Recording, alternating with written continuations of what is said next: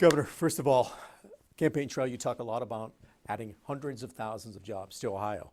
Here in Connecticut, we're losing jobs. Yeah. As a matter of fact, you might know, right here in Fairfield, GE, they've decided to move to Boston. Yeah.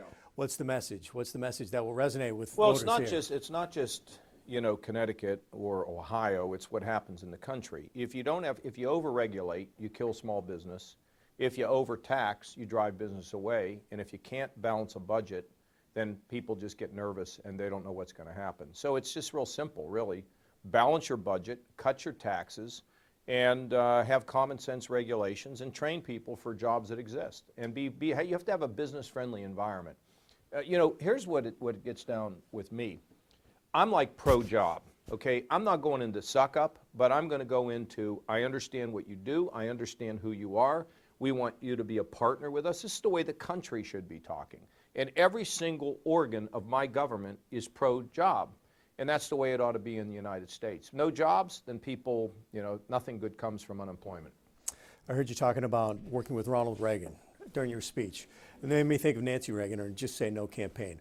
Right now, there's a tremendous problem when it comes to heroin, opiate addiction in our state.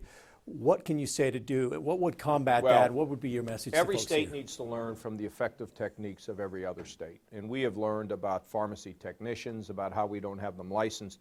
What the states need to do is to learn from one another, and the federal government should be leading the way, and they just have introduced some guidelines on the use of opiates. And this is the thing where, if I were president, I would have already made a couple Oval Office speeches about this and what we can do.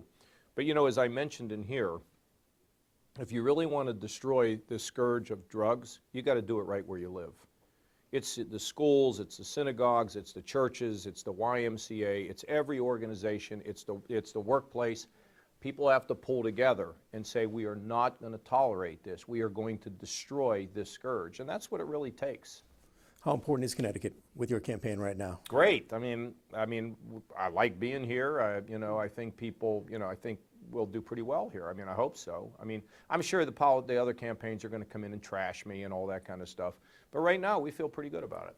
A lot of defense workers in our state. Mm-hmm. If you were the president, well, we want to rebuild defense, but we have to also clean up the Pentagon because it's a very wasteful entity. So we've got to make sure that we get what we pay for, that things come in on time, and it's management. But we have to have a stronger defense. We've neglected it for too long, and I favor it. But I also think it is important that we reform the operations of that building.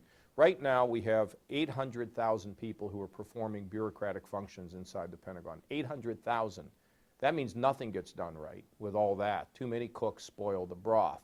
So we're going to rebuild it, but at the same time, we clean that building up. So for the folks just down the way at Sikorsky, to them, what would you say once you're president? Well, we're going to have more money for defense. I can't tell you exactly what systems they're concerned about, and I'm not a panderer, but we have to have a stronger defense. And there isn't any doubt in my mind that every defense contractor will feel in a lot better situation as a result of $100 billion more than I want to spend on defense. Just down the road, half an hour away, Sandy Hook Elementary. A judge right now weighing a decision on whether or not to allow the victims of that shooting to be able to sue the manufacturer. Where do you stand on that? I don't like that idea because I don't think that the manufacturer just made the gun. I don't think that they obviously pulled the trigger. But look, I'm so close to where this terrible tragedy took place. Let's let it all play itself out.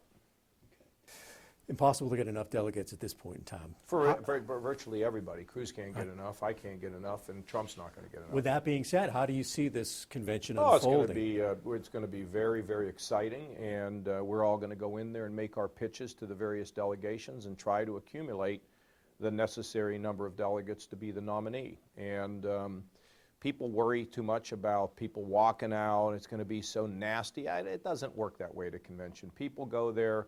They know they're going to pick somebody who has to win in the fall, which I'm the only one that consistently does, and somebody who they can see as President of the United States. And by the way, somebody that can be strong enough that we don't lose, everything from the courthouse to the State House to the White House. In the Northeast, what's the strategy here? It seems like it's going to be super important coming down. Put time in and build a political team and let people know who I am. This was great today. How could you have a better event? People hanging off the rafters. It was really, really fun. last two questions. What was the main sentiment from folks that you heard out in the audience? What do they want to hear about? What do they want to hear you say?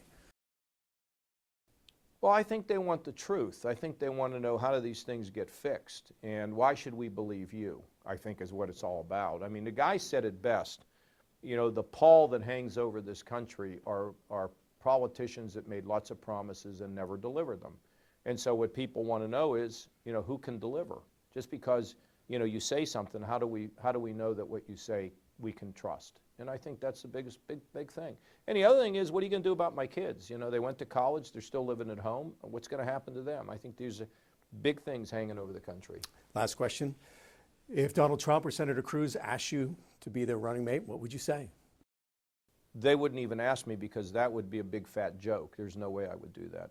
But I have a question for you. Go ahead. Why is it that the Connecticut women's basketball team just can't ever be defeated? This is really starting to bug us all across the country. It's like we don't even have a chance. What is going on here? Do you have some sort of a, what do you do to win over and over? You know, it's so interesting is that now it's not a matter of did Connecticut win, it's just by how many points did they win by. You know, it's just really, truly remarkable. What a franchise they built. And by the way, what a great NCAA victory the men had here a few years ago. You know, it's very, very cool. It's fun. Excellent, Governor. I appreciate the time. Yeah, Thank you, sir. Thank you.